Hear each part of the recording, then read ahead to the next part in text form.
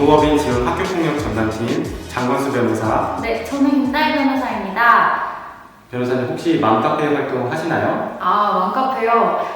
사실 저는 카페 활동 같은 거 아예 해본 적이 없는데요. 네. 애기 이제 어린이집을 보내야 되는 시점쯤 되니까 이 정보가 정말 부족하다는 생각이 많이 들더라고요. 그래서 그때 좀 동네 맘카페에 제가 가입을 했고, 근데 또 막 필요한 글을 보려면 등업이라는 걸 해야 된다고 하더라고요. 그래서 제가 등업 좀 해보려고 막 오늘은 날씨가 정말 좋네요. 막 좋은 하루 보내세요. 막 이런 글들 많이 썼었어요.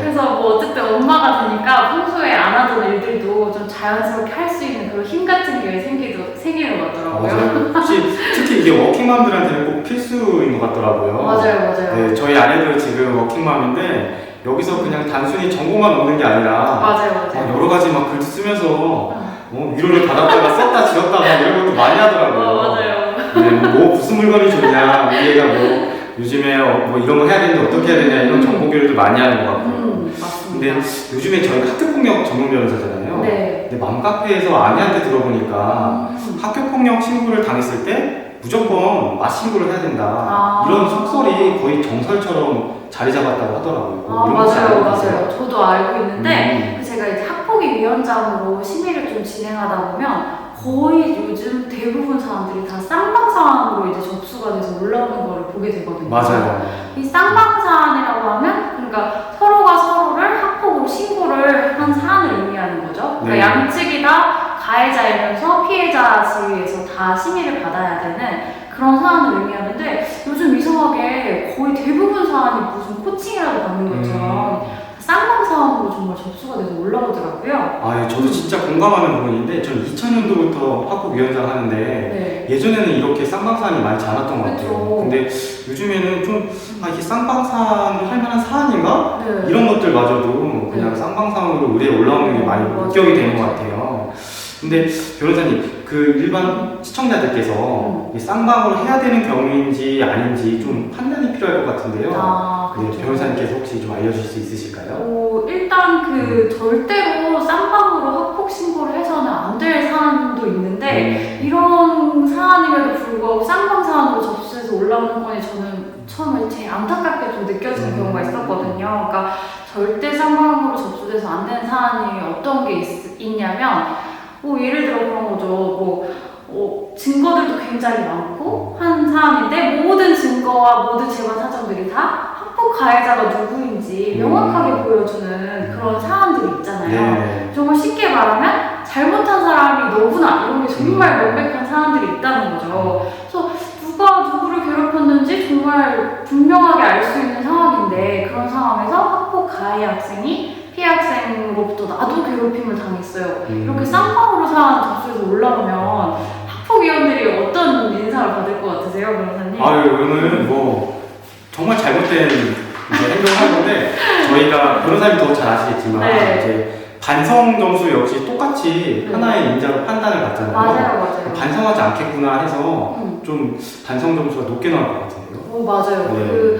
방금 말씀 주셨는데 학폭 가해자 이제 조치 처분을 결정할 때는 이제 5가지 인자를 고려하게 되거든요. 그러니까 5가지 인자에는 학교 폭력의 심각성, 고의성, 지속성, 반성 정도, 화해 정도 이렇게 5가지인데 이렇게 각각의 5가지 점수에 이제 점수를 부여해서 합산한 점수로 가해자에 대한 이제 처분을 결정하게 되는 거예요. 근데 말씀 주셨던 것처럼 이 5가지 중에 반성 정도 이 부분이 있잖아요. 근데 엄청 명백하게 잘못한 사안인데 어설프게 이제 쌍방으로 맞신고를 하게 됐다고 하면 이 반성 점수에서 당연히 엄청나게 불리한 점수를 받을 수밖에 없겠죠.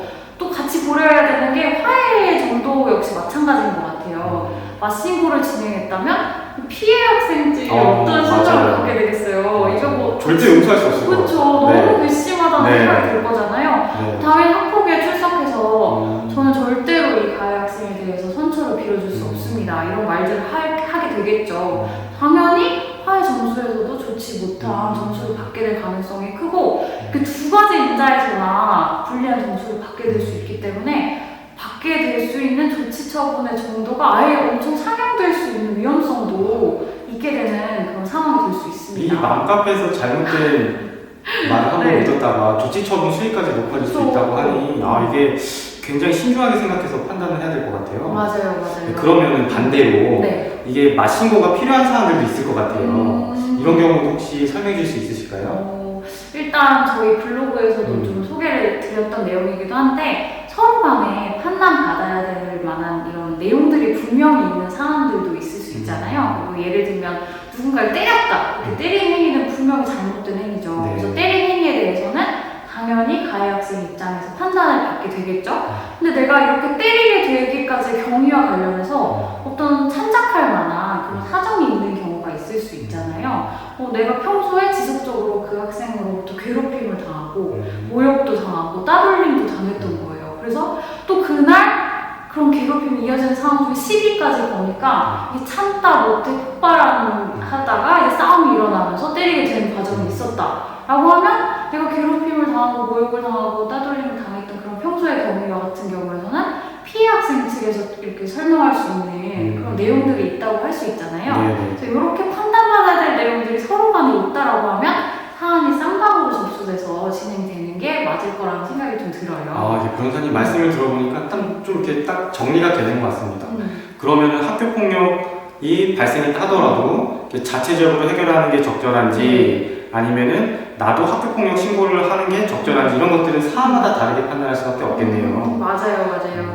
그래서 뭐 무조건 맞신고가 답이다 이런 맘카페 속설 같은 거는 정답이라고 볼 수는 없고요. 우선 하셔야 될 일 같은 경우에는 아이 얘기를 먼저 잘 들어보셔야겠죠. 그래서 아이 이야기를 정말 잘 듣고 상황을 객관적으로 좀 바라보실 필요가 있을 것 같아요. 그래서 내가 맞신고를 하는 게 좋은 사안인지 아니면 그냥 내가 서 있는 입장에서 판단을 받기 위해 최선을 다하는 게 맞는 건지 이런 부분들을 좀 방향 설정에 있어서 좀 생각을 해보셔야 될 필요가 있을 것 같고 근데 이게 생각보다 판단하시는 부분에 있어서 어려운 점들이 있으실 수가 있어요. 왜냐면 학폭상은 저희처럼 계속 전문적으로 처리하시는 부분이 아니기 때문에 아이로 이런 거에 휩싸이시는 일은 정말 살면서 있을까 말까 하는 일이시잖아요. 그래서 방향을 정하고 신고를 해야 될지 말지 이런 것도 고민이 있으시다면 전문가로부터 그런 방향 설정에 대해서만이라도 조언을 좀 듣고 진행하시는 것이 아까 말씀드린 것처럼 무조건 맞신고를 했다가 조치처분이 상향될 수 있는 이런 위험성을 좀 줄일 수 있는 길이 될 수 있겠죠.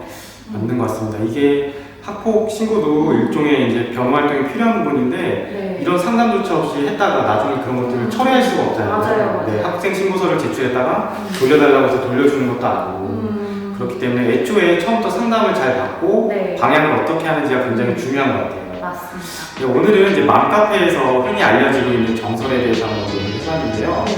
오늘 준비한 영상은 여기까지인 거죠, 정선생님? 네, 오늘 영상은 여기서 이만 마치고요. 상담이 좀 필요하신 분들 있을 것 같아요. 상담 필요하신 분들은 저희 더보기란에 있는 회사 연락처라든지 뭐 상담 예약 번호 통해서 예약을 진행해 주시면 저희가 도움 드릴 수 있도록 하겠습니다. 그럼 오늘 여기서 이거 마칠까요? 네, 감사합니다. 시청해 주셔서. 네, 지금까지